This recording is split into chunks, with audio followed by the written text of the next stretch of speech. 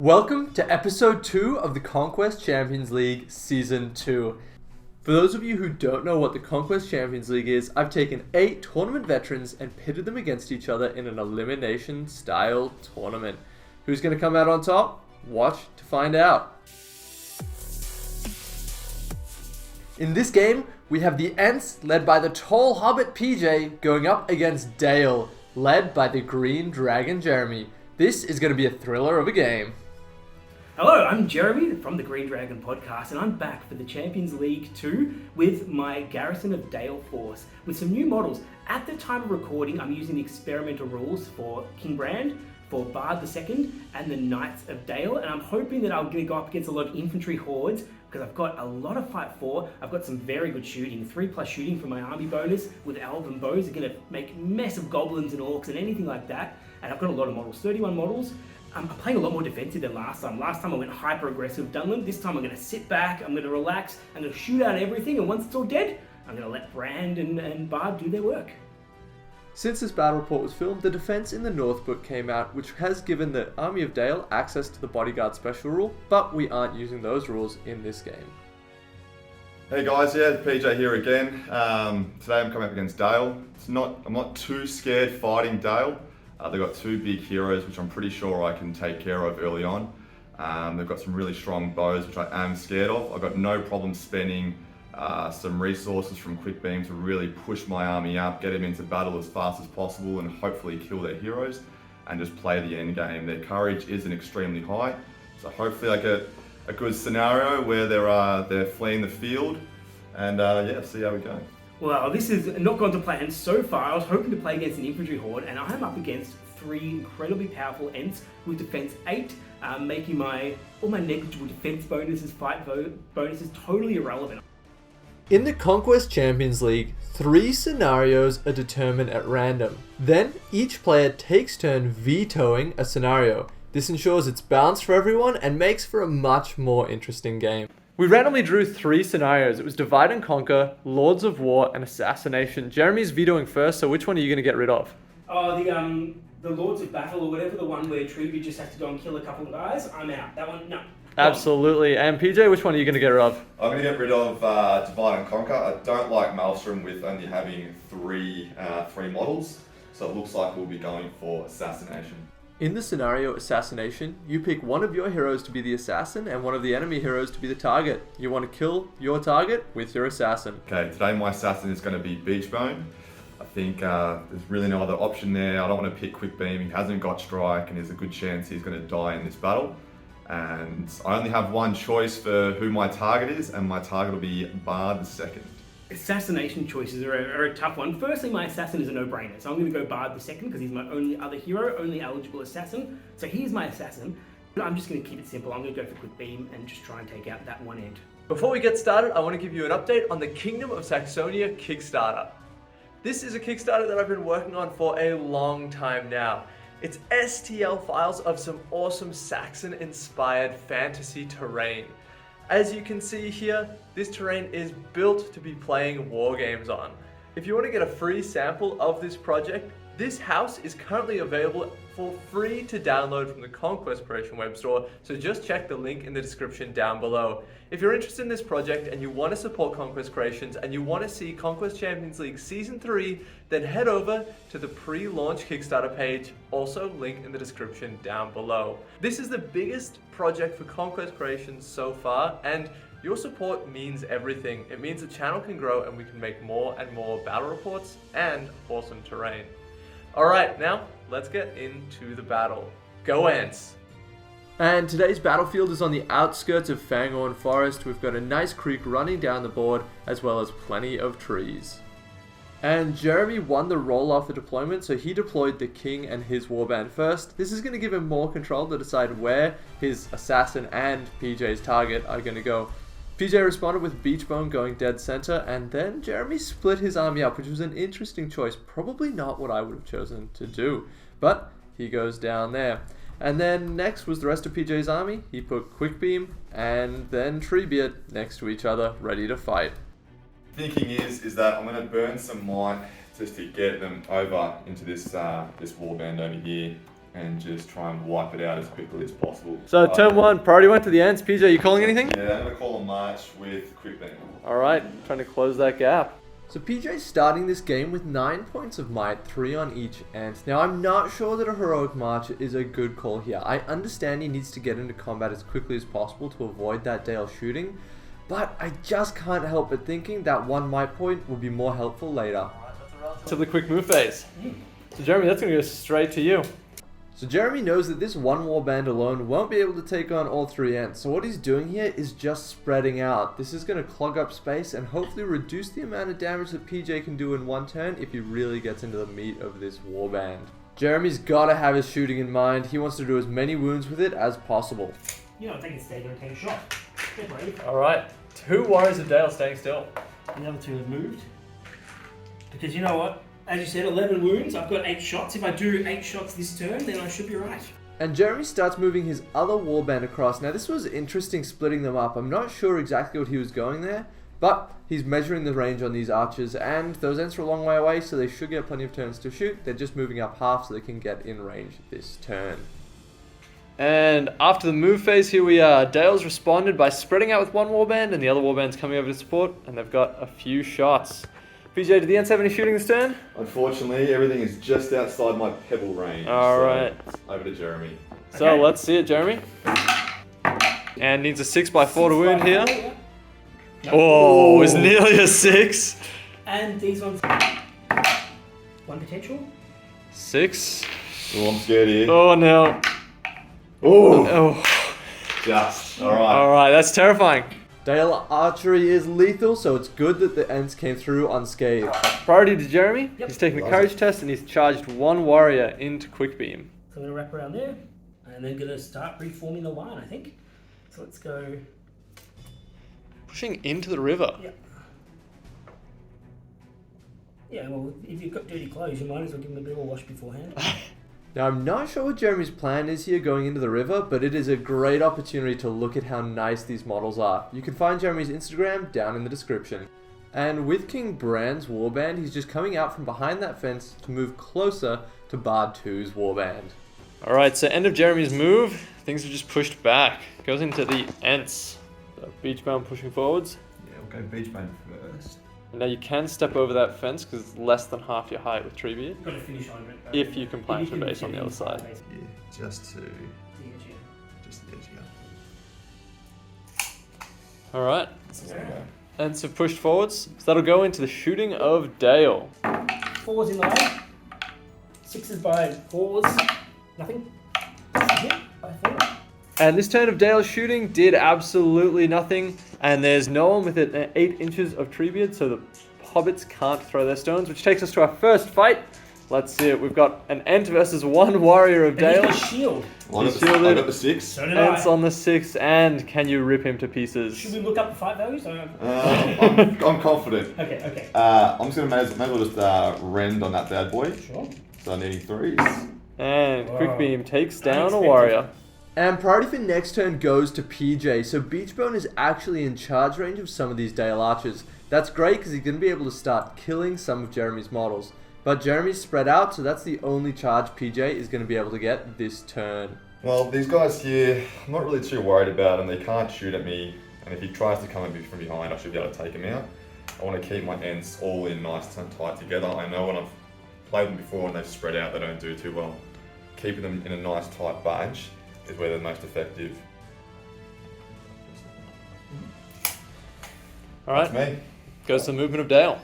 Okay, so I've just made it so that because there's no control zone here, I've moved these archers close enough that if the Ent does lose the combat, it's not going to be able to back away and we'll get trapped. So it's a low sort of risk, but if I do win the combat with that archer, because that archer can't shield, then I'll get to have 2 shots at the end. Alright. Jeremy is forgetting about how lethal my Merriam and throw pebbles are. Oh, that's going to be dangerous. Absolutely am. Watch out for that strength 1 hit. And for those of you who aren't sure what PJ means by that, he's referring to Merry and Pippin's throw stones. This is an 8-inch range strength 1 throw stone that very rarely does anything, but when it does, it is absolutely hilarious. You can see in the rest of Jeremy's move that he's just linking up the rest of his army, getting those 2 warbands ready to go at the Ents together. The terrain's a little bit awkward, so they're probably going to go between those 2 hedges. So in the shooting phase, PJ's taking 2 shots with Mary and Pippin into those 2 archers. 1 each. 2 hits. Needing 6s by 4s. Nothing. Nothing. Any shooting back from Dale? Yep. So I've got this one at tribute. Move 4. Yep. He's By hit. 6. Yep. No. And then I've got the 4 over there at tribute in the way for the that 4's to hit. 2 hits. In the way for the hedge. Both get through. Both get through. Needs 6s by 4s now. They've gone a long way. And nothing. Alright. So another turn of the shooting doing nothing. That'll go straight into combat. 1 Ent fighting an archer with the spear I'll stab support. on the red. 6. Yep. Fine. And can the Ent... No, I'll just rend. Yep. Alright. And there we go. Takes down another Archer of Dale. So priority this turn has gone to Jeremy, and he's taken Courage Test to charge into the Ents. He's failed a few, but Treviot is already tied up. Courage test to charge that one. Nope. And the guy at the back. Courage test to charge. So If you didn't get that one, it would have been nice. So just in case it was a little bit unclear there, not all of those models trapping Beachbone were actually charging. They were just standing really close so they could ensure the trap, but they don't need to take a courage test if they haven't charged. The rest of Jeremy's army is just making ranks here, ready to go in. I am just going to... Yeah, I'm just going to move him into there. So 1 free Ent just ties up. So now he's safe from being shot at, because good can't shoot into their own combats.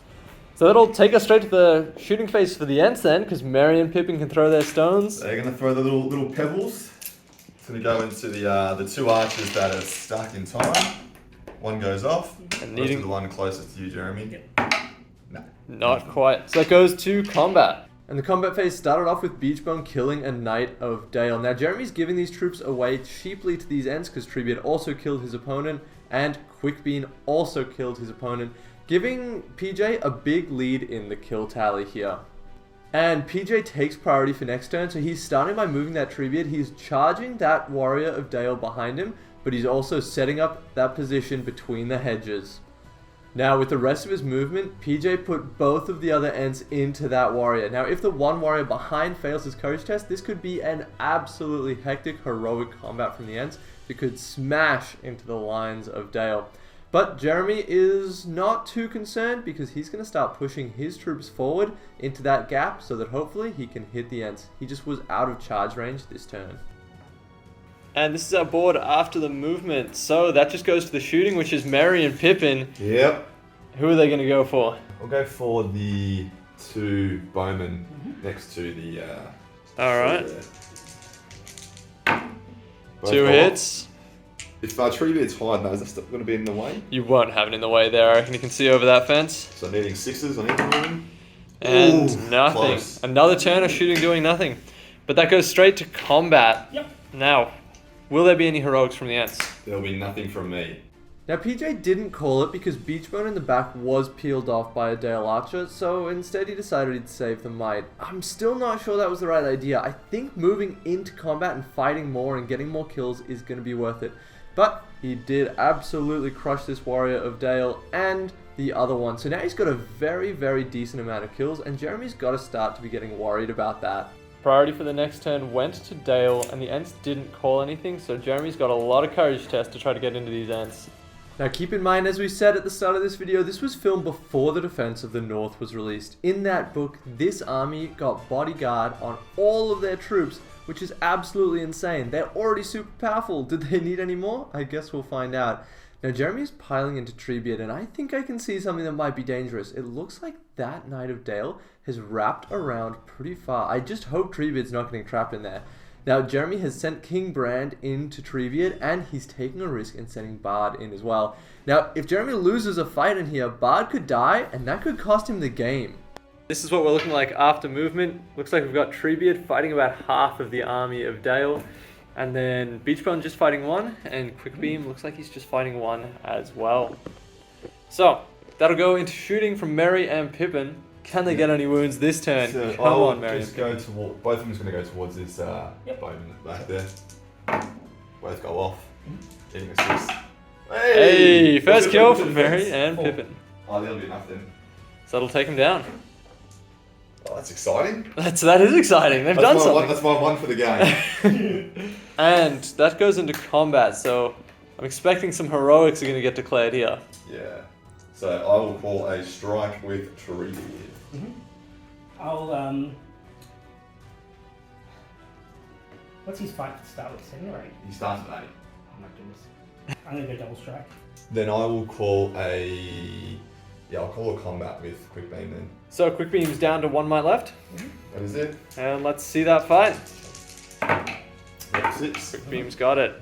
What do you want to do? Kill him and then I'll push him into these two. See if I kill him. 3 will do it, just. Yes. So there's a control zone here and a control zone here. So yeah, I'll just push him into these two here. Yep. So charging both of them. Yep. And is that enough to untrap Treebeard there? No. Wow, this upcoming fight between Treebeard and both Dale heroes is an absolute powder keg. It definitely could decide the game. So Treebeard's fight 10, and so is Dale. Yeah, that'll be Bard. Bard is straight. Doesn't matter. So, sorry, neither of them are named Dale. The army of Dale's got fight 10 though. But, so I've got a trapped brand. Because I could... Oh, maybe no, it's trapped. Alright, and that is intentional, isn't it? Yes, because he gets to reroll because he's trapped. Dale's got a bucket of dice, and so does Treebeard, so let's see the rolls. We've got the same type. Let's make it interesting. I've got 6s. Looks like a 5 from Treebeard. Yeah, I'll have to might it up. Yep, so another might out of Treebeard, which means that it is drawn. Both armies are fight 10. So we've said that the Ents are the evil army and the Dale are the good army. So on a 1, 2, or 3, goes to Treebeard. To Dale. Goes to Dale. Alright, now Treebeard is still trapped in there, so this Is he definitely trapped? Mm-hmm. could 100%. hurt. And Oh. Okay, so there's 1 guaranteed. 1 wound so far. I've got potentials here. So these are 6s by 4s, That is and turns another into 2 3. more, so that's 3 wounds in total. Yep, I've got that didn't reroll 1, so that's gone, that's gone, that's gone. These ones are gone, that's gone. That's gone, that's gone, that's gone. These ones, that's gone. They can't do any. Oh, they can might. But I've only got 2 points of might on each of them. Another 2 wounds. 5 wounds. Alright. 5? Alright, I got So- some Oh no, and a reroll. Reroll for the trap roll. Yep. No, so Treebeard needs to pass all 3 of his fate to stay up here. Alright. Come on, Treebeard. Well, I'm just gonna do Everyone's sort of rooting I'll for do you. the first 2. So 1 saves, And 1 fails. So do the last one, we'll see how many wounds. and I'll have to might it up. So you've saved 2 of them, means you take 3 wounds. And unfortunately, that means Rubbish and dead. Treebeard's down. Bad luck to the Ants. That's not a good start. So Mary and Pippin just live there though? No one wanted to see that happen. And Merry and Pippin are now standing on the corpse of Treebeard. Can the rest of Yeah. these Ents do enough damage though? That's the question. So, where to next? This one over here. Cool. Goes to the Ents. And I'm out of banner, yep. What do you want to do? I'll just friend on you, mate. And takes down another Warrior of Dale. Now this is an important one because I think we can all see what could happen here if the Ent wins Maybe. this fight. Maybe. So the red got charged and it's got 1 support and a banner reroll. Currently on a 6. Oh no, and a 3 high from Quick Beam. So I won't better might it. no, so quick beam back to range. This really wasn't the turn that PJ wanted. He's definitely on the back foot now, but remember that objective. If he kills Bard, he can still win this. And next turn, priority went to Dale. But PJ decided to call a heroic move with Quick Beam, and Jeremy did not challenge that. So it's the Ents move. Now Quick Beam had to go first, so he just charged around the side, and this gave space for Merry and Pippin to get out of danger, at least for this turn. And this is also going to give space for Beachbone to come in and hopefully line up some of the enemy warriors. But PJ really needs to be thinking about the objective, and I think he made a mistake not charging into exactly where Treebeard was, because he has to kill Bard to win this game, and he's not going to do that if he's not fighting him. And that takes us into Jeremy's move. Now I'm sure Jeremy's feeling pretty confident right here. All he has to do is keep Bard safe and chop down these Ents, but he's still got a lot of numbers to do it. Now he sends a few models just out of the way so that King Brand can get into Quick Beam. Importantly, Quick Beam is fight 7, but doesn't have Strike.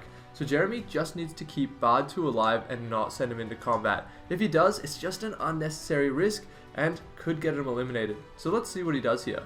And interesting choice. I don't think I agree with that one, but here's the board after movement. This could be a mistake that might cost Jeremy a lot here, because that's 7 points if Bard goes down. So after the movement phase, Dale managed to squeeze in around Quick Beam and get a big trap on him. So that's going to go into the combat phase. Are there any heroics to declare? Yeah, I'm going to strike with Brand. No surprise at all on that one. So he should be out. He is out. And Quick Beam really wants to win this fight. Jeremy decided to go against Mary first, and he managed to inflict a wound, but Mary does have a fate point. No. Oh no, Mary's dead. 2 heroes down. Let's go the next one along. Come on, Pippin. It's not looking good. It's not looking good. No. Hey! That won't kill me though. That You won't kill me. survived. No, Pippin's evasive. Now we've got to do the big one, so I'll do Yep. my strike. Alright. 3, it makes me to 8. Alright, so Just we've beats got me. the 5 values. Come on, Quick Beam. We're all cheering for you. 6 is for me. And no mark for Quick Beam. And that will go to Dale. Can Quick Beam survive this? He's in trouble. Quick Beam has been taken down. Dale is all out of might. Alright, Ents are broken. Can Beach Bones Can Beach Bones If I solo score 6s and to the end of Arnie? the So game, I'll be alright. they're broken, so we start rolling at the end of this turn. End of next Following turn. end of Yes. next turn, yeah. Alright. And we've just got Beachbone Okay. fighting one Warrior of of course. Dale. And it takes him down. Alright. So at the start of this turn, the Ents are broken. So let's roll to see priority. How many? So how Ents many are have you healers, off? but Pippin's not, is he? No, I don't think he's got any special. How many am I off? You've killed 11. I started with 31, so you need to get to 16, so another 5. Another 5, which is definitely doable. Mm. Next turn priority went to Dale, and we've got a full stat Beachbone taking on a whole army. I've got Beachbone no might left, so just needs to kill 5 to break them. Now this may seem very, very dire for the Ents, but there definitely still is a chance here. It depends on how lucky PJ can get with Beachbone. If he can break Dale and then King Bard runs away, or Prince Bard runs away, that's going to net him a lot of points and could be enough to swing it. But he's got a long way to go to make that happen. And as you can see here, Pippin is trapped by 4 warriors from Dale, which is not a good sign for a Fight 2 Hobbit. This is also a good opportunity to have a look at PJ's Beachbone conversion. It's from the old metal Treebeard. Came out really well. After Dale movement, Fangorn doesn't have any movement, so goes straight into combat. So let's start with Pippin. Alright, 4. Not good enough. That's 2 wounds, 3 wounds. Cool. So Pippin Take him out. has been slain. Oh no! Jeremy got a 6 and Beachbone only got a 5, so PJ just spent the last point of might here because the game's almost over and he just needs to maximize his kills. And I'm just going to barge him into these 2. Those 2. Nice. And others is what they get. Perfect. Cool. Alright, so let's see the next fight. I've got a 4, I'm going to take a reroll. And Beachbone's winning on a I've got a 5. 4. No. Another point of might. It could not be going any It's worse. not. It is certainly not ideal. Oh yeah, stuff it, man. I'll just spend a point of might. The game's going to be over. Don't need it anyway, yeah. So you got 2. Takes down 2 more. Alright. I only took up 2 might to kill 2 guys. That's 1 kill per might. Yep. So at this rate, I think I'm just ahead. Alright, So see the game ends? so does the game end on the roll of a 1 or 2? Ends. It And does. it is over. Oh, sorry, couldn't have been more entertaining, bro. Wow, I lucked out in that one entirely. My one chance, and well, maybe I had more chances of that, but my one chance was try to get the Ents in a position where I could throw both my heroes and lots of guys into one of them. Didn't really matter which one, and just flash kill it really quickly, and then have enough might left to go kill another one. That was my plan from the start. It wasn't looking good when I couldn't even chip off a single wound with shooting. I thought I was out of position, but it just sort of opened up where my archers and spearmen that were holding up the Ents kept them in that central area just long enough for me to bring the 2 heroes forward, and then the roll-offs, they just did it for me. So getting to fight 10, on the double strike, 2 strikes to get to fight 10, and then winning the 50-50 roll off to get the chance to take out Treebeard, and then doing it as well with just enough wounds. Everything just fell into place for me, and at that point it was just mop-up duty about killing Quick Beam as quickly as I can, get my assassination points in the bank, and then just relax entirely. But Paul, I played it pretty well. I was under pressure for a lot of it. Good game. Kind of didn't expect that, but very happy with the result anyway. Wow, what a game. Look, they say quick game's a good game. It's definitely a quick game, that's for sure. Yeah, look, it started off really good. I was killing these guys left, right and centre. But then Jeremy just outmaneuvered me, trapped me really early on with Treebeard. Went up to fight 10, and I thought if I could win this one, I'll be able to kill Bard, get my get my target dead, and be all good from there. Unfortunately, double strike, I didn't see it coming. He won the roll off and just killed Treebeard in one go. Pretty much game over from there. I learned a lot, but hopefully I'll be back for season 3 with a more entertaining game than that one.